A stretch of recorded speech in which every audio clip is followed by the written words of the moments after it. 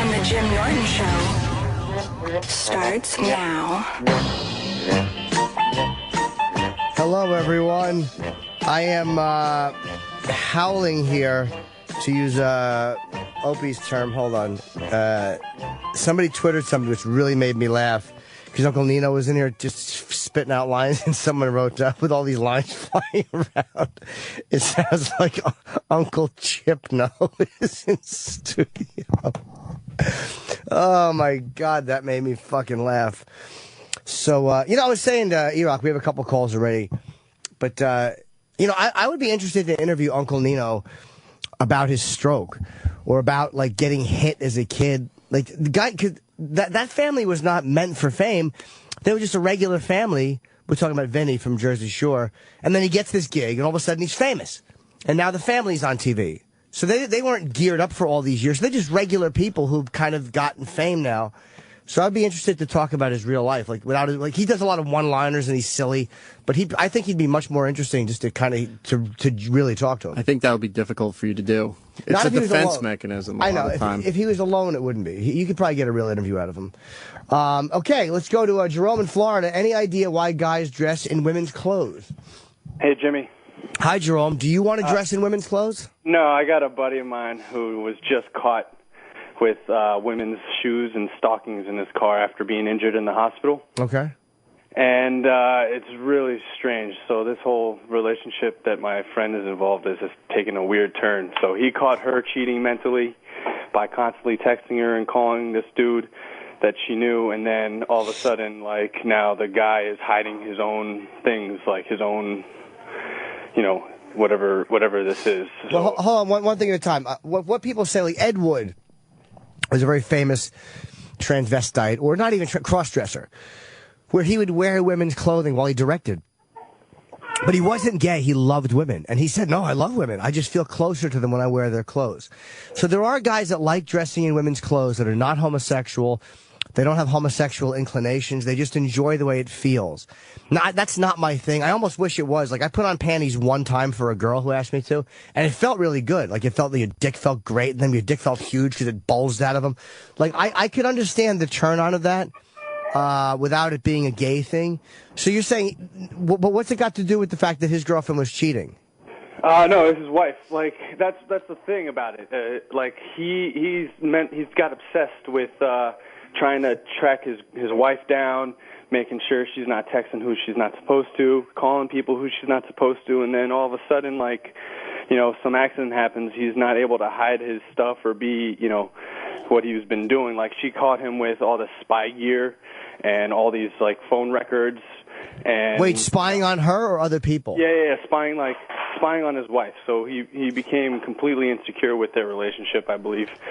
And these are people who are like close family to me now, because we, our kids are growing up together, and we hang out with them like every week, and like I don't know what to do with this guy. Well, those things are probably, they might not be connected. Him liking women's clothes might have nothing to do with the fact that his wife was possibly cheating, or he was obsessed with her cheating. They're just different things. But you're saying they're not I'm sorry, but you're saying that they're not the people that you thought they were. Or he's not the guy you thought he was. That's kind of more like it is. Because she's getting the sense like, who is this guy that I'm married to for 9 years or so, and then was she cheating? Well, I mean, sort of, like, okay. Texting this guy, and then I understand they're completely not related, but now he's hiding his own shit, and maybe she did know about that. Okay, she just told us like last night, literally, because of what happened to him, and she was searching his car and found all this stuff, and in the trunk was like a box with one pair of her high heels, and then his like 3 or 4 pairs of 11-inch pumps with stockings, and shows her a picture of him dressed in it, and like he's freaking out. And okay. I believe him, so. And I'm supposed to be friends with this guy. I don't know what to tell him. I'm not supposed to know this information. Well, you can be friends with him, dude, because, again, unless it's something with kids or something where he's forcing himself on somebody, a guy's sexual stuff, he has it whether you knew it or not. He is the guy you thought he was. Meaning, all that private stuff, and thank you for the call, buddy. I appreciate you calling in. Yeah, no problem. Thank you, Jim. You're the best. That existed before you knew it. So you shouldn't judge people and again, unless you find out they're really hurting somebody or they're molesting kids or fucking dogs. But if you find out somebody likes to dress in women's clothes, that is the person you were friends with. It's not like all of a sudden they were, you don't tell everybody your sexual shit. Like, how many of you guys out there like your asshole licked and you never talk to a buddy at work about it, or you like your asshole fingered, or you like your wife to slap you, or you like to choke her? All that private shit is just what it is. It's just private stuff. And, you should feel bad for your friend that his wife would come and tell you guys this. She should have kept that private. Of both of them, she's the worst one from what I've heard. Because she was actually dirty texting with somebody. Her husband knew it and was following and like, all right, what the fuck is she doing? But he looks like the bad guy because he actually gets spy equipment and catches her doing some dirty shit. Let's talk to Manuel in Oakland. I need to tell my overly sensitive wife she smells. What's up, Jimmy? Hi, Manuel. Now, she smells. Is she fat, or does her pussy smell, or is her breath? Well, no, she has body odor. She's a little larger. She weighs about 200 pounds. Okay. So she has a musty smell. And also, too, when we have sex, man, you just smell her box. Okay, now, has it always been that way, or is it something newer? Well, the body odor, that's always been around since I've known her, and she's always been good about taking 2 showers during the day and taking care of it. But now lately, she goes to bed smelling like that. It just smells like it starts smelling like a dude, like I'm living with a dude. And does her pussy always smelled after sex or during sex? That has been in the last year or so. Huh. I wonder if she's sometimes women's how old is she? 30. I don't know what age women's chemistry changes at, but maybe she's got some kind of a weird yeast infection or some kind of a weird chemical thing. Because there's like certain times you'll fuck a girl and there's just like this sour, awful odor coming out, and it's because they have a yeast infection. Maybe she's got something there's something chemically has changed for her. I mean, that's a Dr. Steve question, really. But the way to talk to her about it is to talk to her about it. It's embarrassing, but the bottom line is if she stinks and if her pussy stinks, you should probably not say it like that. But you might want to broach the subject gently. Or why don't you offer to take a shower with her before you guys fuck? Like, hey, let's hop in the shower together and do that. And then maybe she'll get the hint when you spend 55 minutes, soaping out her vagina. Well, man, it's hard enough just trying to even initiate it. I pretty much got to sneak up on the pussy and shit to try to even get anything going. Oh, why? Is she turning kind of cold? Maybe she's self-conscious about being fat. Well, yeah, I mean, all those are our issues, and they've all been addressed at some point. But it's like, okay, come on. We both know what these issues are. Let's get going. Yeah, I mean, again, she's overly sensitive, and just me barely mentioning anything about anything, it starts a fight. Yeah, because basically a lot of times people don't want to hear the truth, and they want to continue doing what they're doing or behaving the way they're behaving, so they play the sensitivity card because it's an excuse not to take any action. If you're cruel about it, then sensitivity is probably how she should feel.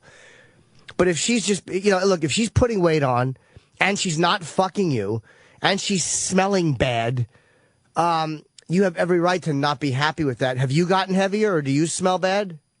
Nah, I'm about the same. As far as smelling bad, I'm kind of conscious. As soon as I get home from work, I'm in the shower. She's made her notions about my breath, and I try to take care of it as best I can. What was wrong with your breath? And she just says it's always, it always smells. So before I even come around her, even give her a kiss, go brush my teeth, mouthwash, the whole nine. Well, hold on. Why does your breath? Wait, do you smoke or do you drink a lot of coffee? No, I don't do any of that. I haven't been to the dentist in a long time, so I'm pretty sure I got something going on back there. Okay, you probably have a horrible... You might have figured out your own question here. You probably have a horrible buildup of, like, tartar and plaque. And when you suck... Like, when you close your mouth and you suck through your teeth, you could probably taste it, and it makes your mouth stink. You should go get a cleaning because brushing your teeth does not take care of it. Like, it will mask it for a few minutes. But that rotted tooth or that dry plaque stink, that wet smell that comes from under your gums, you need to floss, and you need to fucking have that cleaned out. Because what happens is when somebody is fucking you and they're smelling that, and I know because I've been around people who have had bad breath, and you start to resent them. And you start to fucking hate them because they don't know their breath stinks. And you're like, what the fuck is wrong with you? Your fucking breath stinks all the time and you're in my face and you want to kiss. So maybe that's part of the reason she doesn't want to fuck as much. So you should take care of that first and foremost, and then she'll have and then see if it changes. Really, go to the dentist, get a cleaning, a good deep cleaning and a whitening, and see if that doesn't change things a little bit. Done deal. Thank you. I appreciate it. All right, good luck, man. Now, Ken in Florida, he said, my wife passed away in 2009, and now my head hurts when I jerk off. Jesus. Well, how did she die, Ken? Oh, she had leukemia. It's Ben, not Ken. Oh, I'm sorry. That's all right. Okay, it said Ken. So how long were you married? 15 years. Okay, so she died of leukemia. Have you, hooked up with anybody since then? No, that's the whole thing. I miss her so much, you know what I mean? I can't even think about nobody else. But like I told the guy on the phone, you know, I haven't even masturbated that much. But when I did, it felt like somebody hit me in the head with a bat. Well, when you were married, did you jerk off a lot, or did you have mostly sex? Everything, you know. Do you feel guilty, thinking about other people? No, it's just that there's nobody I'm interested in, you know what I mean? Wow. I mean, there's a line with that stuff, and again, I've never been married, so I can't say I understand that. But I guess I don't know what the normal grieving process is. How long is it to grieve healthily over somebody? Maybe 3 years after being married. Do you have kids together? Yeah, 2 kids. So there's a constant reminder of hers, obviously your kids. Maybe that's normal to have a grieving process. Maybe you're just a good guy. You think that's what's giving me that pain in my head? No, the pain in your head might just be grief. I don't see unless there's a physical problem. But every time you jerk off, you get a horrible headache? No, dude, it's not even a headache. It's like somebody rammed a car into my head. Like it's going to explode. And it only happens when you jerk off? Yeah. No, do you just jerk off normally, or do you do anything weird when you jerk off? No, nothing weird. Well, it's obviously psychological. You know, from what I know, I'm not a doctor, but there's no connection between tugging your dick. Unless your dick, there's a string inside your body, so like a fucking puppet, when you pull your dick, your head hits the headboard. Unless that's happening, it's completely psychological. So maybe it's guilt or grief, or it's got to be one of those things. So I don't. Maybe give yourself a little more time, or maybe go talk to somebody, because maybe that would help, a grief counselor. Because there's obviously what's that? It might help. You're right. Yeah, because to not be able to jerk off, like me, no matter how much I love someone, I could literally jerk off fucking, between the wake and burial. I mean, I'm a complete piece of garbage. But the fact that I could see you didn't fuck anybody for a long time because maybe you're still grieving, but to not be able to jerk off or get the poison out, again, somebody else, but a grief counselor may tell you that's normal. I'm not qualified to answer that, but I would suggest a grief counselor. Because I think it's got to be psychological, dude. Believe me, if there was any type of physical connection between jerking off and headaches, I would have experienced it. All right, Jim. Hey, listen, I want to thank you for being that different person you are on the phone than on the radio when people got their problems with drugs and alcohol. Oh, of course. It really hits my heart, man. Thank you. Okay, but thanks for the call. Good luck to you. Sorry, let's see. Reed in Vegas. I think my sponsor is using again. How do I approach him about it? Hi, Reed. Hey, Jim. So let's just say you go to a 12-step program, let's say. Right. But I'm a compulsive gambler, and I've had this problem for 12 years. The last time I went back into a meeting, first day I got a sponsor, and he's been my sponsor ever since. He's in other programs for drugs and alcohol. Okay. But he's been so great. I haven't gambled in a year and 3 months. But lately, he's had problems with his knee and his back, and I'll call him, and he'll ramble on and not know who I am. And then at meetings, he talked for 15 minutes, and it was so uncomfortable. And I just don't know. I don't know if I should find another sponsor or if I should approach him about this. Well, if it's something that you feel is going to affect your sobriety or your gambling sobriety, of course you should, because you don't have the right to tell him, "Day, don't drink," especially if you're not in a program for alcohol. But if you need to talk to him for gambling or whatever it is that he's your sponsor for, you have every right to expect that he's at least going to be coherent. And if you see him talking in meeting, they say that the person who is a sponsor for you should be the top 3 people whose sobriety or whose gambling sobriety, whatever it is you respect. Your sponsor should be one of those people.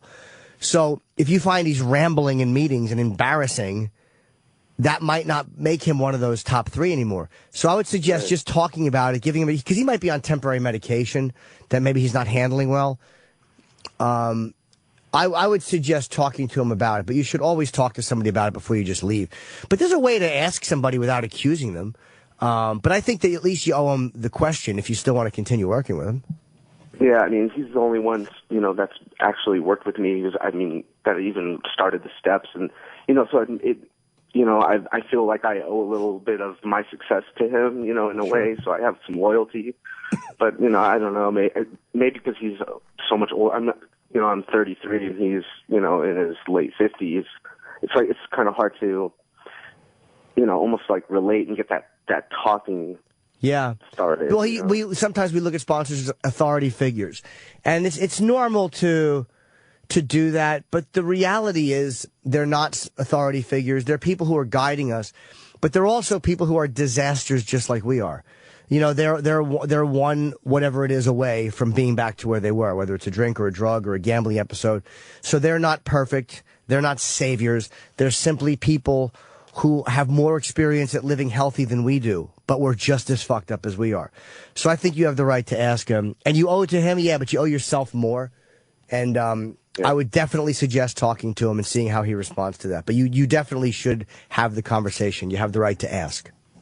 Okay, thank you so much, Jimmy. I appreciate it. Good luck, man, with the gambling. That's a rough one. I'm glad I don't have that one. Hey, Jim. Yes, sir. Some people were calling in about the guy who was having the problem jerking off with his head hurting. Oh, A lot of them are saying it looks like it might be blood pressure.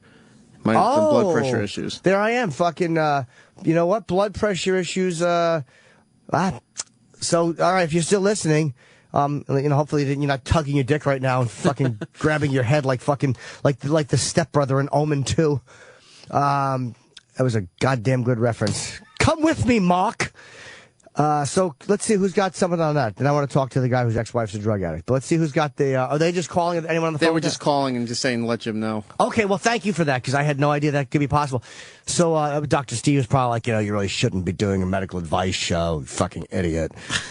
So try blood pressure. I probably could have got this guy killed with my advice. That's fine. Just keep jerking off. He's having a stroke. All right, let's go to Ben in Penn.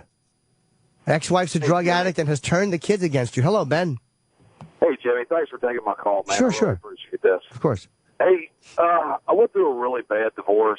My wife started getting into pills, and I just couldn't handle it anymore. It was either I left her or I was going to shoot her.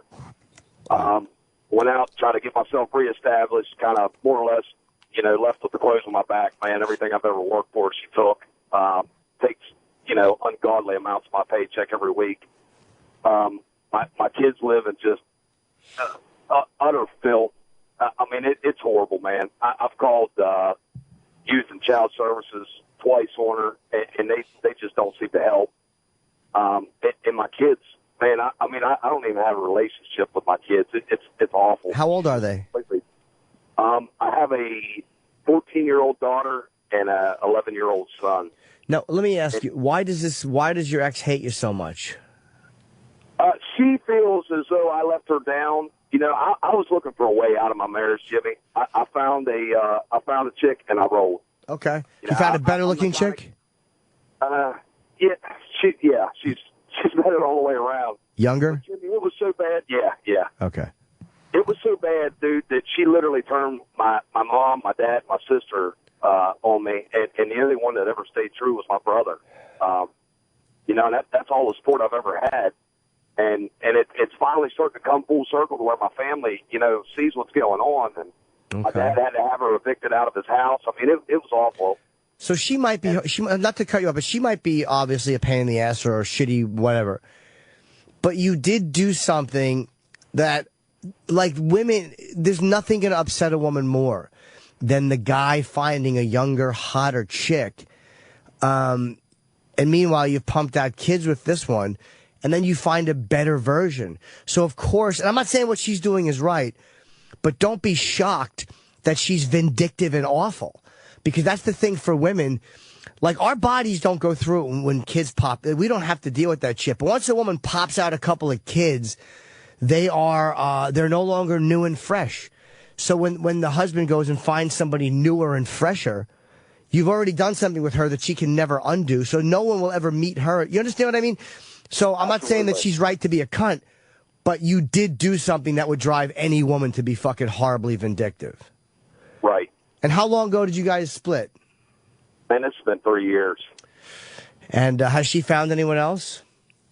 Yeah, I mean, they're off and on all the time, and my kids just view that as being, the accepted, the norm, I mean, she literally went out and sat on every dick she possibly could within that, 3 years, but, there's nothing wrong with that in their eyes, mom does no wrong, and, dad's just a complete fuck-up in life, Yeah, well, she's obviously bad-mouthing you to them. How much time do you spend with the kids?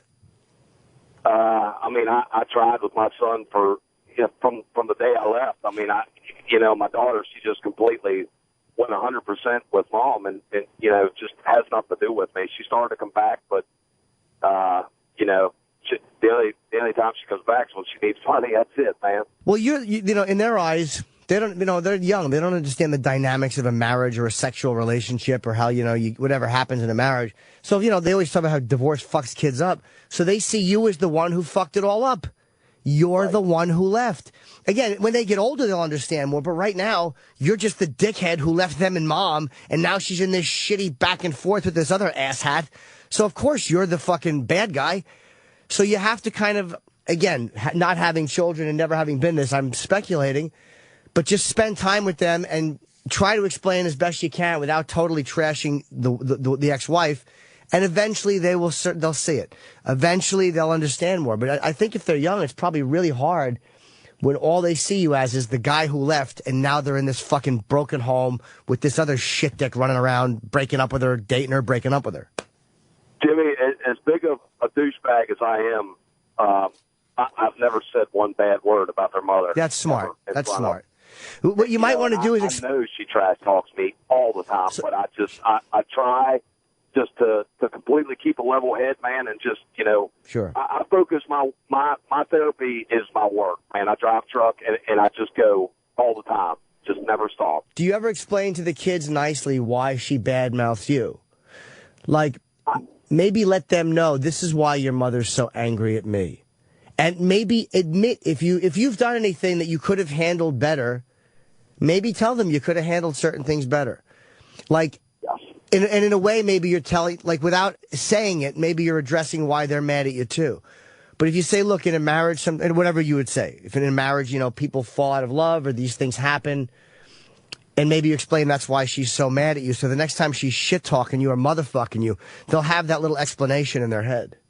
Right. I got you. Don't get too graphic, though. Daddy requires a finger in his backside, and mother just didn't want to do it.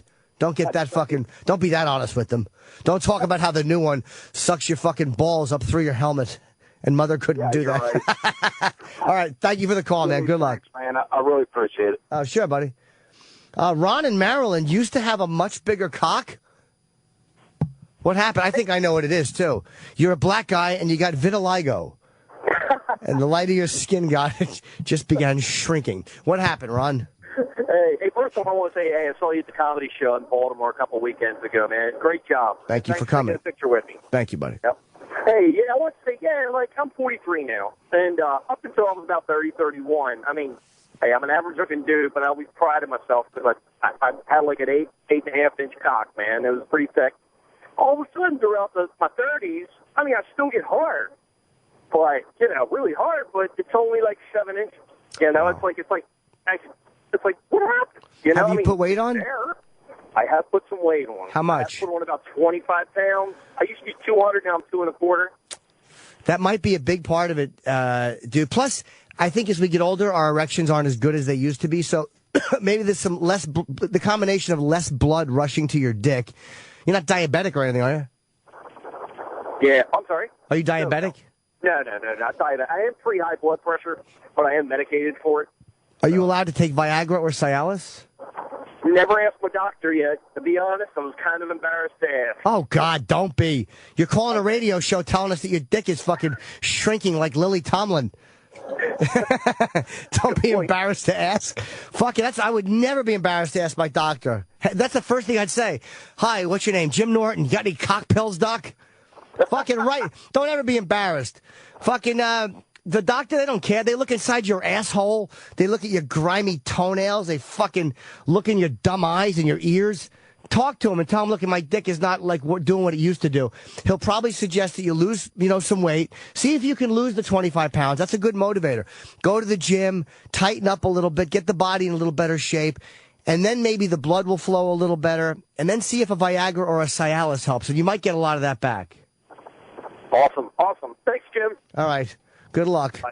What's more embarrassing, you fucking cock shrinking or talking to some dumb quack? What's more embarrassing is seeing a girl you used to fuck in high school. What happened to it? Just tell you went through a divorce. Let's see here. Ooh, and let's try Randy. Apparently very, very Randy. That's me. We'll get to Glenn afterwards. Yes, Randy. Yeah, man. Anyway, I went through a divorce in October, and anyway, we had split up and got back together before that, a few different times. We divorced, and now we're back together and trying to work things out again. I had an affair. One reason why I had the affair was I am not attracted to her at all whatsoever. Okay. But this woman is a saint. She does everything in the world for me. She's taken care of me.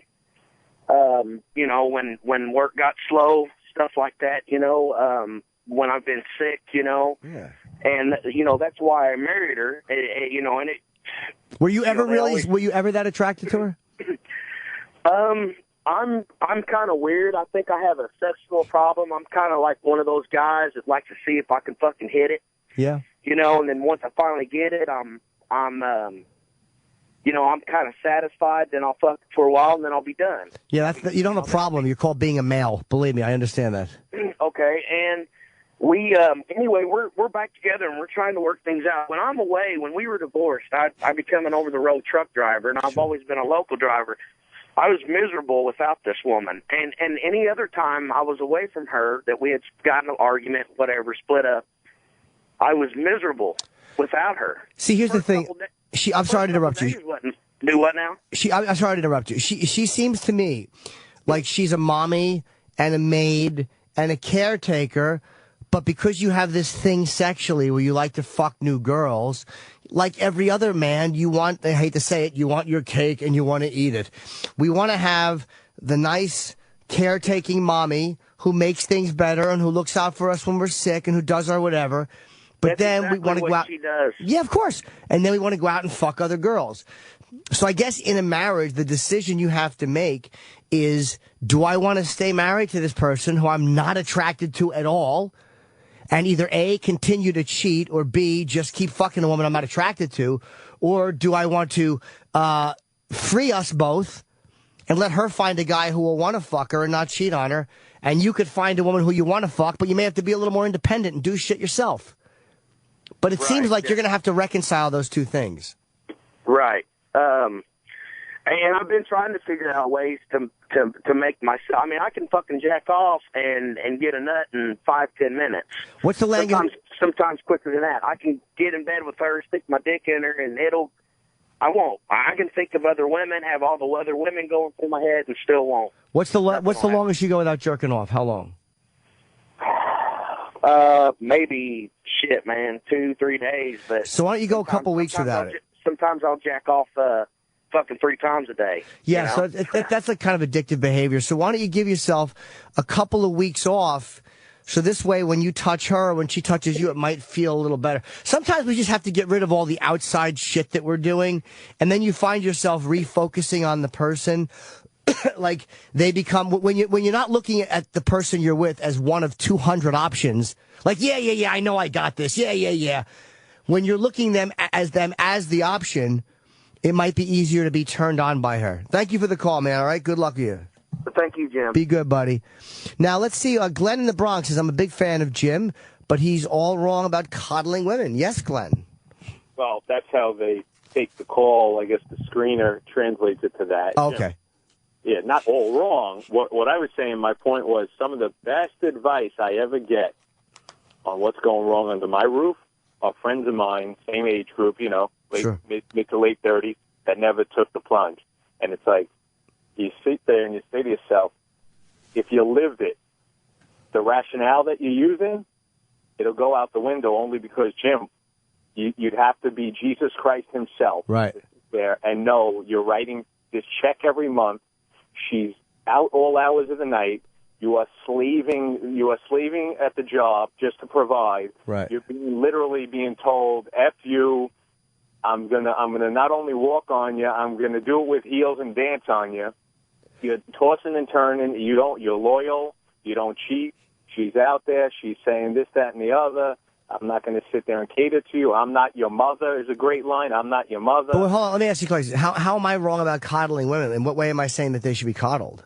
Because when you sit there and you say, swallow all that as a man, but turn around, explain to the kids, although your mother F's me up and down. Oh, here's why I said that. And again, I've never been married. But what I've heard people who are married say is, you don't want to just poison the kids.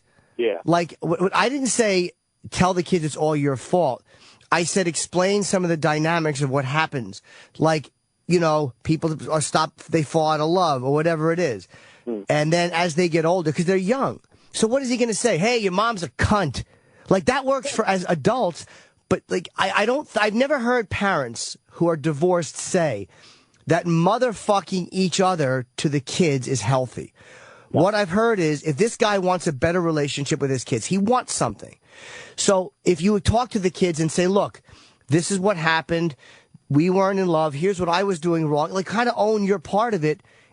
You're in a way, when the mother starts yelling at that, because she's going to say that shit when he's not there, the kids will remember, oh, yeah, Dad said this to us. But Dad kind of explained what this was. It's almost like giving them an explanation so the next time she starts cunting you to them, they have some point of reference with what you've said. It takes a lot of strength to do it, my friend, because when you're being told the feedback that comes to those same kids about you is not rational, it's not logical. Of course not. Yeah, and I'm sure it's hard, dude. Believe me, I'm sure it is. But I'm saying if you're a dad and you want to have a relationship with the kids, it's like, well, what's more important to you? Like tit for tat and saying, fuck her, she's a cunt who was out there while I was supporting, or figuring out a way to get the relationship with the kids. Like, I'm not saying that he was wrong to leave her, but what he did, like, look, when you leave a woman for someone, I don't care what it is, that fucks a woman up. I'm not saying he was wrong to leave, but like in a woman's eyes, that's the worst thing you can do. You know what? Some of us make the decision where you look. Let's say you have two kids right now, hypothetically speaking, not talking about anybody in particular, especially not Glenn in the Bronx. Let's say, hypothetically speaking, there's a kid that's 11, there's a kid that's 9, and you both pretty much, without saying the words, you both pretty much said, we're going to go down this road, accept misery, and then reevaluate when they're in their 20s. Okay. Right? You know what I mean? And I think that the other percentage that don't make that decision have not made it in marriage. The ones that have made it in marriage either made that decision or somehow found an answer, you know? Found an answer. But the difference is, like, again, I'm not saying that I don't know the dynamics of that guy's marriage or of any marriage. But I do know that the important thing to that guy was that his kids and him have a relationship. Of course. Now, if they were 25 years old, you sit down and you have a discussion with them, but they were a lot younger, like the ages you're kind of talking about. So whatever is the important thing, is it, if you just motherfuck the mother, the one that they've sided with, they've went with her. So obviously they're mad at you too. So if you just sit there and motherfuck her, aren't they going to get madder at you and get closer to her? Like, sometimes you got to use psychology. Like, absolutely. If your point was to disguise it and mask it and try to be rational for the kid's sake, I agree 100%. I thought maybe I caught the tail end, but I thought you were saying swallow, swallow, swallow, no matter what she's throwing your way. continue to be rational, and it's hard. No, but be rational. I'm talking about his relationship with the kids. I don't care what kind of relationship he has with her. He was talking, I was saying, talk about what you've done wrong to them. I don't know if he'll ever talk to that woman again, but he has to be tied to her, so you might as well make it somewhat nice because she's controlling the kids right now. So again, you're right though, man. I've never been married, and I always preface these things with that, saying, look, this is just an opinion. I don't have an experience. Like, I can talk about sex addiction or these other things because I experience them. I can't talk about this from experience, so I'm guessing. That's what anybody's doing when we're not married. I got to run, man, but thank you for the call, Glenn, all right? Yeah. Take care, guys. One more read. We were a little shorter today because we had the Vinny and Uncle Nino and his mom came in. Mother's Day is coming up. What are you going to do? Give her a lame card you picked up at the gas station? I actually love a good gas station card. It's got a big splotch of fucking grease on it. Here, Ma. Take her out for the same old dinner. Hey, Ma, you want some KFC? Here you go, Ma. What are you going to do? Well, take our advice. Head to our pal, Steven Singer. Steven's a guy. He's going to make you look like a hero, and it's so easy. You can find Steven online 24/7. You don't have to go to the gas station. Or you don't have to take her out to the, wait to the restaurants. Got to have, reservations. You won't be able to get them because everyone's going out for Mother's Day. Go to IHateStevenSinger.com. Always available. Steven Singer Jewelers has a beautiful selection of gifts, perfect for Mother's Day. This year, he's really come through again. Steven has a beautiful, super silver Argentium mother and child diamond necklace. It's only $149. So whether you're shopping for your mom, your wife, your mother-in-law, Steven is going to make this Mother's Day so easy. Any woman you know who's had her vagina stretched out by some little monster, how about you buy her something nice? How about you buy her a gift that says, hey, even though your pussy's a mess, I like you. Go right online, IHateStevenSinger.com, and check out the Super Silver Argentium Mother and Child Diamond Necklace. It's a beautiful necklace, and it's going to make her Mother's Day special. She's going to want to know you put some thought into it. Steven Singer has free shipping anywhere in the U.S. And don't forget our Canadian friends, you can shop online at IHateStevenSinger.com, too. It's FedEx shipping to Canada, but you can get it. And it's available. So go to Steven Singer Jewelers on the other corner of 8th and Walnut if you happen to be in Philly, or 1-888 I Hate Steven Singer, or of course online at IHateStevenSinger.com. Tell your mom or your sister or your wife, hey, thanks for wrecking your cunt. Here's a gift. Jim Norton is now done dealing with your bullshit.